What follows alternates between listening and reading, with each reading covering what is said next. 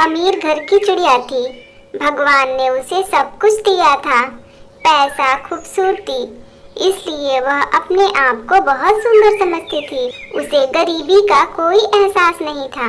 वह किसी गरीब की भावनाओं को भी नहीं समझती थी। बंटी कबूतर उसके घर में नौकर का काम करता था। वह उसके घर के सभी काम करता था। एक दिन बंटी टूनी को गाना गाते समय देखता है तो वह बहुत खुश होता है, क्योंकि उसे भी गाना गाने का बहुत शौक था। एक दिन बंटी ने टूनी का गिटार उठाकर बजाना शुरू कर दिया। तभी टूनी वहां आ जाती है।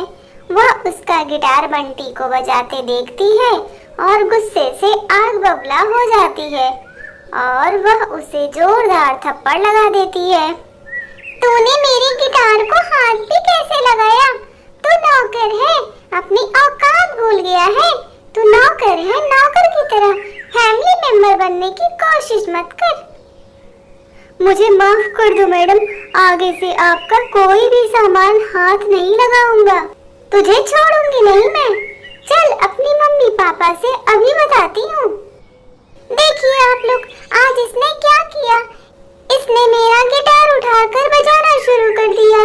आप लोगों ने इसे सर चढ़ा रखा है। इसे निकाल दीजिए इस घर से। मुझे माफ कर दीजिए साहब, आगे से मैं मैडम का कोई भी सामान हाथ नहीं लगाऊंगा। मुझे नौकरी से मत निकालिए। तेरी इस हरकत के बाद मैं तुझे एक दिन भी इस घर में रहने नहीं दूंगी। तेरी इतनी हिम्मत बढ़ गई है कि तूने मेरी बेटी का गिटार बजाया।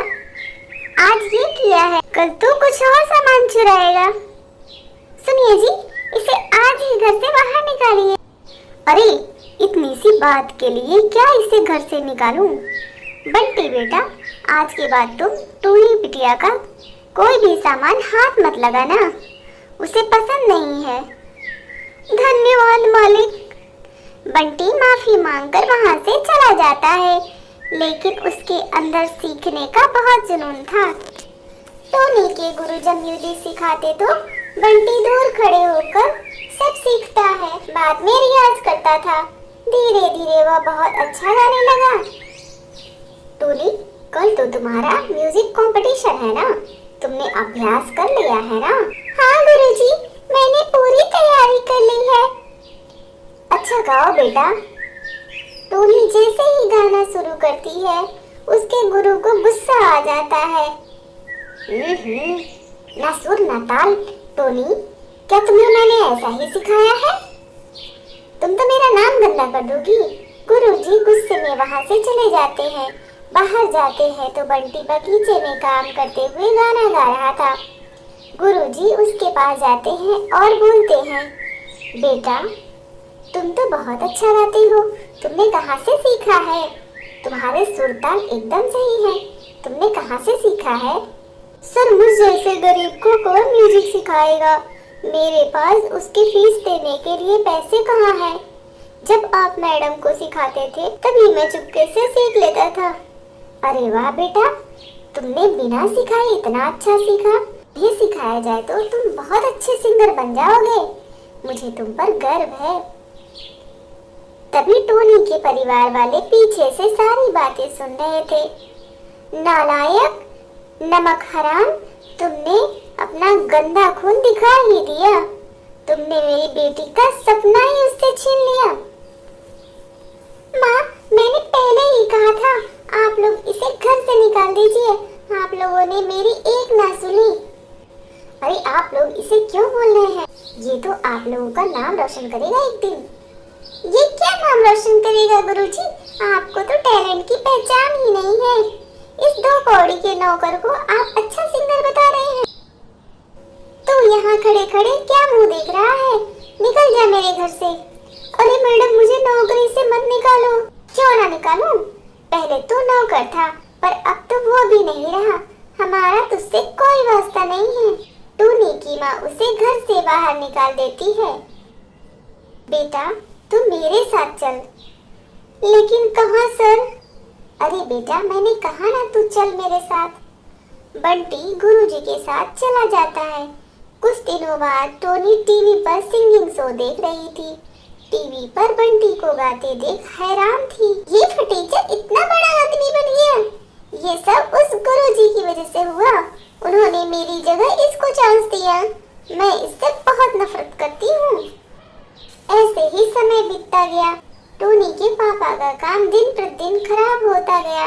हालात यहाँ तक आ गए कि उन्हें अपना घर बेचना पड़ा। वह सड़कों पर दर दर की ठोकरें खाने लगे। तभी उसके पास एक गाड़ी आकर रुकती है। उसमें से बंटी बाहर निकलता है। उसके कपड़े और हाव भाव से कोई नहीं कह सकता कि वह पहले नौकर था। वह टोनी के पापा से कहता है, सर आप यहाँ? टोनी के पापा सारी बातें बंटी को बता देते हैं। बंटी कहता है, सर आप लोग मेरे साथ मेरे घर चलिए। आप लोग मेरा परिवार हैं। आप लोग के अलावा मेरा कोई नहीं है इस दुनिया में। बंटी, हमने तुम्हारे साथ इतना गलत किया, फिर भी तुम हमारी मदद करना चाहते हो। सर जो होता है अच्छे के लिए होता है। अगर उस दिन आप लोग मुझे घर से नहीं निकालते तो मैं आज यहाँ तक नहीं पहुँचता। बंटी उन सबको घर लेकर आता है। वहाँ जाने पर टोनी के पापा को बंटी की एक डायरी मिलती है, जिससे उनको पता चलता है कि वह टोनी को बहुत पसंद करता है।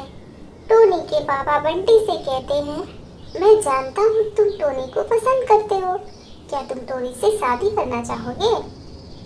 लेकिन सर, टोनी मैडम तो मुझे पसंद नहीं करती है। पीछे खड़ी टोनी सारी बातें सुन लेती है और बोलती है, बंटी मुझे माफ कर दो। मैंने तुम्हें बहुत गलत समझा। तुम्हारे साथ बहुत बुरा किया। कभी किसी इंसान को छोटा नहीं मानना चाहिए। वक्त और तकदीर किसी की कभी भी बदल सकती है।